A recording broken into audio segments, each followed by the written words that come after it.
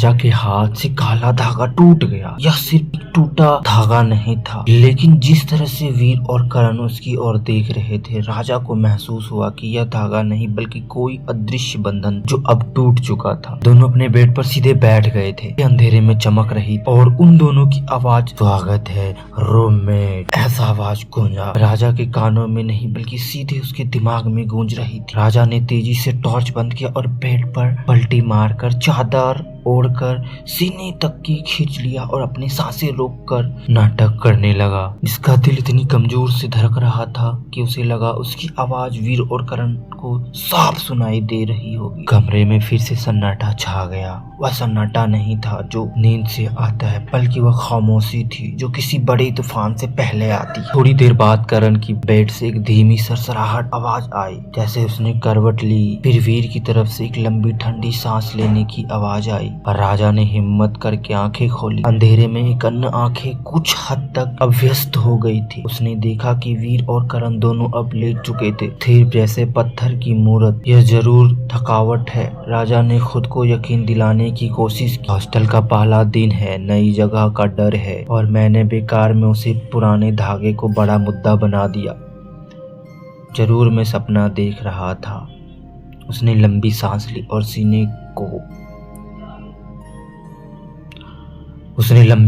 और सोने की कोशिश करने लगा, लेकिन उसके दिमाग में उस बर्फ जैसे ठंडे हाथ का स्पर्श और करण की बेड के पास बिखरी सूखी मिट्टी घूम रही थी। उसने लगा कि वह सिर्फ 3 लोग कमरे में नहीं बल्कि किसी पुरानी कब्र के अंदर सो रहा हो। गलियारे में खून। रात शायद 1 या 2 बज रहे होंगे। हॉस्टल पूरी तरह से शांत था, यहाँ तक कि पुरानी सीविंग की दरवाजे की चरमराहट भी रुक चुकी थी। राजा की नींद अचानक टूट गई। यह किसी शोर से नहीं टूटी थी, बल्कि एकदम से आई खामोशी से टूटी थी। उसने महसूस किया कि कमरे की हवा बदल गई है। वह खालीपन की ठंडी हवा थी। राजा ने आंखें खोली। दोनों बेड खाली थे। वीर और करण वहां नहीं थे। हो सकता है टॉयलेट गए हो, राजा ने सोचा, पर उसके अंदर का डर चिल्ला रहा था कि बात कुछ और है। तभी उसने दरवाजे के बाहर गलियारे से एक बहुत ही धीमी, खुशी से भरी आवाज सुनाई दे रही थी। आवाज फुसफुसाहट में थी, पर उस खामोश रात में वह किसी चीख से कम नहीं थी। राजा दबे पांव बिस्तर से उतरा और ठंडे फर्श पर पड़ते ही एक सिहरन दौड़ गई। वह धीरे से दरवाजा के पास गया और दरवाजे के छेद से बाहर झांका। वह मंजर ऐसा था, राजा की सांस गले में अटक गई। फीकी इमरजेंसी लाइट के नीचे कमरा नंबर 304 के बाहर वीर और करण खड़े थे। उनके सामने जमीन पर एक लड़का पड़ा था। राजा ने उसे पहले दिन मेज के पास देखा था। वह लड़का चीखने की कोशिश कर रहा था, लेकिन उसके मुंह पर करण का बर्फ जैसा हाथ कसकर रखा था। वीर उस लड़के के ऊपर झुका हुआ था। वीर के हाथ में एक पुरानी मोटी लोहे की रॉड थी। अगले ही पल राजा की आंखों के सामने वो भयानक दृश्य देखा। वीर ने पूरी ताकत से वह रॉड लड़के के सिर पर दे मारी। एक सूखी दबी आवाज आई और लड़के का शरीर एक झटके में ढीला पड़ गया। आह, यह मजा ही कुछ और है। करण की आवाज, जो अब मुंह से हाथ हटने के कारण थोड़ी तेज हो गई थी, सुनाई दी। उसकी आवाज में एक हिंसक अनैतिक खुशी थी। वीर ने एकदम की गहरी हंसी हंसते हुए कहा, चलो इसे इसके कमरे में वापस डाल देते हैं। आज का शिकार पूरा हुआ। राजा को लगा जैसे उसके दिल की धड़कना बंद कर दिया हो। उसकी आंख के सामने लाल रंग तैर रहा था। जमीन पर इमरजेंसी लाइट की रोशनी में गहरी गढ़ी खून की लकीर फैल रही थी। वीर और करण ने मिलकर उस बेजवान शरीर को उठाया और 304 का दरवाजा खोलकर अंदर चले गए। राजा तुरंत पीछे हट गया और वापस बेड पर गिरा। उसने तेजी से चादर ओढ़ी और अपनी आंखें कसकर बंद कर ली। वह सांस नहीं ले पा रहा था, जैसे उसकी नाक पर करण का हाथ रखा हो। वह पूरी ताकत से प्रार्थना करने लगा कि वो दोनों वापस आए, उन्हें देखे और यह यकीन कर ले कि वह सो रहा है। कुछ ही मिनट बाद दरवाजा खुला और बंद हुआ। राजा को लगा कि वीर और करण अब कमरे में है। वह कुछ फुसफुसा रहे थे। आवाज धीमी थी, जैसे दो परछाई बात कर रही हो। राजा ने महसूस किया कि वे दोनों अपनी बेड के पर लेट गए। कमरे में खामोशी वापस आ गई, लेकिन यह पहले वाली खामोशी नहीं थी। यह खून और अपराध की खामोशी थी।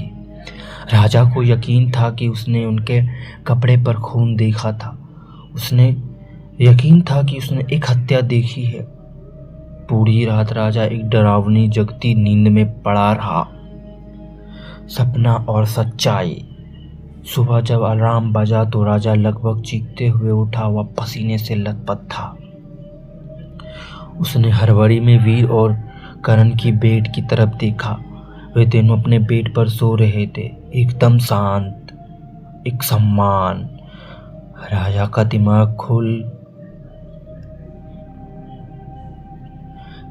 दिमाग खुद से लड़ रहा था। क्या वह सच था या रात की खामोशी, तनाव और डर ने उसे भयानक सपना दिखाया था? तुम इतनी जल्दी क्यों उठ गए? वीर की आवाज आई। राजा ने देखा वीर मुस्कुरा रहा था। पहला दिन है कॉलेज का, तुम्हें तैयार होना चाहिए, वीर ने कहा। हाँ, कल रात तुम लोग कहाँ थे? राजा ने डरते डरते पूछा। करण ने उठते हुए सम्मान अंदाज में कहा, हाँ, कहीं नहीं, कल रात तो हम घोड़े बेचकर सो गए थे। हॉस्टल की हवा ही ऐसी है कि अच्छी नींद आती है। उसने अपने ठंडे हाथ से आंखों की मालिश की। राजा ने उनकी तरफ देखा। कोई खून का धब्बा नहीं, कोई तनाव नहीं, सब कुछ असामान्य था।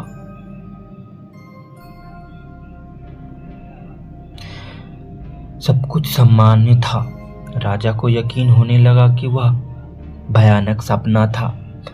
आज ब्रेकफास्ट में क्या है? कल रात तो मुझे भूख के मारे नींद नहीं आ रही थी, करण ने खुशी से कहा। राजा ने सिर हिलाया। हाँ जरूर, सपना था। इतनी बर्बरता से हत्या करने वाले लड़का इतनी खुशी से ब्रेकफास्ट की बात नहीं कर सकता। राजा जल्दी से तैयार हुआ और बिना वीर और करण से आंखें मिलाए तेजी से कमरे से बाहर भागा। सेविंग का गलियारा सुबह की धूप से नहाया हुआ था। कहीं भी खून का एक धब्बा नहीं था। हर जगह एकदम साफ थी। राजा को चैन मिला। यह बस मेरी कल्पना थी। वह सीढ़ियां उतरकर मेज की ओर भागा जहां उसने राहुल और मुकेश मिले। राजा, कल रात कहाँ थे? पार्टी में सब आधे घंटे ही देख रहा था। राजा, कल रात कहाँ थे? पार्टी में बस आधे घंटे ही दिखे, राहुल ने शिकायत की। यार, कल मेरी तबीयत थोड़ी खराब हो गई थी, राजा ने झूठ बोला। थोड़ा डर भी लग रहा था, नई जगह है। हाँ, पुरानी इमारतें डरावनी होती है, मुकेश ने कहा, पर तुम्हें रूममेट्स का साथ तो मिला, हमारा पूरा कमरा खाली है। तभी राजा की निगाहें मेज के गेट की ओर पड़ी। एक लड़का दोस्तों के साथ हंसते हुए अंदर आ रहा था। वह बिल्कुल ठीक था। उसके सिर पर कोई चोट नहीं था और वह खुशी से बात कर रहा था। वह वही लड़का था जिसने राजा ने रात को वीर और करण में हाथों मरते हुए देखा था। राजा वहीं जम गया। अरे, तुम किसे देख रहे हो? यह तो अजय है, थर्ड ईयर में। सॉरी। अरे, तुम किसे देख रहे हो? यह तो अजय है, ये तो न्यू लड़का है, बहुत ही अच्छा बंदा है, राहुल ने कहा। राजा को लगा कि उसका दिमाग फट गया। यह सपना नहीं हो सकता। उसने हत्या होते हुए, खून फैलते हुए देखा था। अगर वह जिंदा है तो रात को क्या हुआ? राजा खुद को यकीन दिलाना चाह रहा था कि वह पागल हो रहा है, कि उसने किसी और को देखा होगा, लेकिन उसके आंखें के सामने वीर का रोड, उस वार का और करण ठंडा हाथ जब उस भी चला। ये लाइन गड़बड़ हो गया। राजा ने खुद को यकीन दिलाना चाहा कि वह पागल हो रहा है, कि उसने किसी और को देखा होगा, लेकिन उसकी आंखें के सामने वीर का रोड से वार करना और करण का ठंडा हाथ अब भी चल रहा था। जब राजा क्लास के लिए और जा रहा था तो वह अजय के पास से गुजरा, जो अपने दोस्तों से बात कर रहा था। राजा ने उसे ध्यान से देखा, जैसे वह कोई भूत हो। अजय ने राजा को नोटिस किया कि मुस्कुराते हुए कहा, हाय, नए हो? राजा ने बस सिर हिलाया और तेजी से आगे बढ़ गया। सपना, यह बस एक पूरा सपना था। शाम को राजा थका हारा 302 कमरे में वापस आया। वीर और करण वहां थे। कैसा रहा पहला दिन? वीर ने पूछा। अच्छा रहा, राजा ने सूखी आवाज में कहा। राजा ने पानी पीने के लिए अपनी डेस्क के दरवाजे खोले। दरवाजा लगभग खाली था। उसने पानी का गिलास निकाला। उसकी निगाह दरवाजे के अंदर कोने में पड़ी। वह एक पतली महीन काली लकीर थी, जैसे किसी ने 1 इंच भर सूख चुका खून का धब्बा वहां छोप दिया हो। राजा की सारी शरीर सुन्न हो गई। यह धब्बा इतना छोटा था कि किसी और सफाई कर्मी की नजर में नहीं आता, और यह धब्बा रात की उस भयानक घटना की गवाह दे रही थी। राजा ने धीरे से दरवाजा बंद किया। तुम बहुत थके हुए लग रहे हो, राजा करण से धीमे से कहा। वह राजा की तरफ देख रहा था। राजा ने हिम्मत करके वीर की तरफ देखा। वीर, जो एक किताब पढ़ रहा था, राजा की ओर देखा, मुस्कुराया, और उस मुस्कुरान में राजा को एक पल के लिए वीर दांतों के बीच एक छोटा सा लाल धब्बा दिखाई दिया, जो शायद खून सूखा हुआ निशान था, जिसे साफ करना भूल गया। यहाँ आराम करो, वीर ने कहा, क्योंकि असली मजा तो रात में आता है। राजा को अब यकीन हो गया था, रात को जो हुआ वह सपना नहीं था। वीर और करण की हस्ती, उसकी दुनिया इस सम्मान दुनिया से अलग थी। वे राजा को ही देखते थे, और रात में जब हॉस्टल सोता था वो शिकार पर निकलते थे, शायद किसी और डायमेंशन में या किसी ऐसी दुनिया में जहां वह लड़का मरकर भी सुबह जिंदा हो जाता था। लेकिन उस खून के धब्बे और वीर के होठों के कोने से लेकिन उस खून के धब्बे और वीर के होठों के कोने में निशान ने राजा को साफ बता दिया था। वे दोनों भूखे थे, और वह काला धागा टूटने के बाद अब राजा इस खतरे को बीच में फंस चुका था।